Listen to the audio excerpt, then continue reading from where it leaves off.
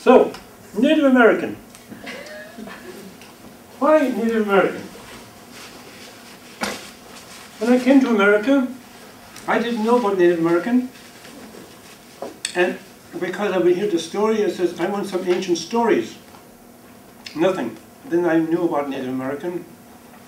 I started to read about it, get excited about it. But here's a poem, The Moon in the Ears.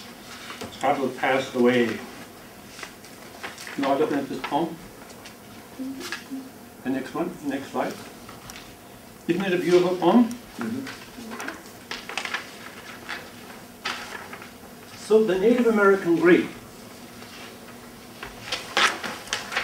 The state of Illinois was the first state in the United States to make acknowledgement of Native American bones and etc. be please removed and returned to the ground.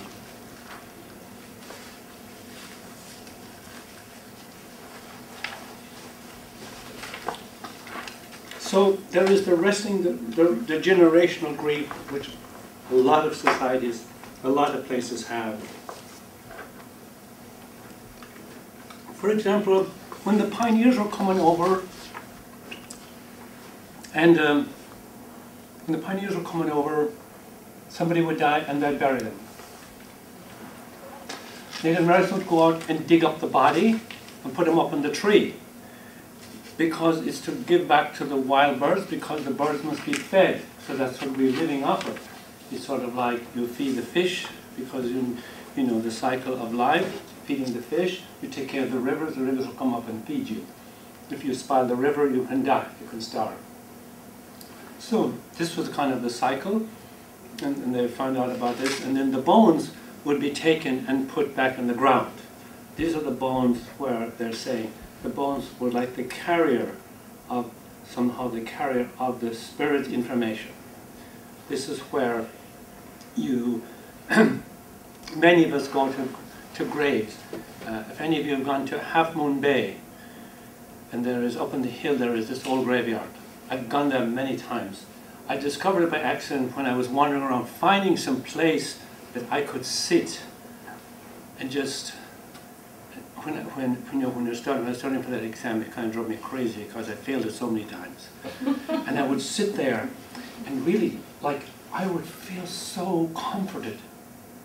And and I'd wait for the sun going down over the sea. And it was, and I would drive out there, like, especially like Sunday afternoon, because almost everybody has left, by 5 o'clock. And it was so peaceful to me, and the breeze would come in, and the smell of the water, the smell of the mist would come in. And I thought, like, this is like, and I went there a lot. And why? Because I grew up with, when you go by a graveyard, you stop. When you see a funeral come to you, you stop for respect. When you go by a house, you see a candle lighting, you stop, you enter to visit the dead, and you go home. It's all about the dead, because they will help you for where your journey goes. They will help you. So you were talking about these spirits like that carry with you.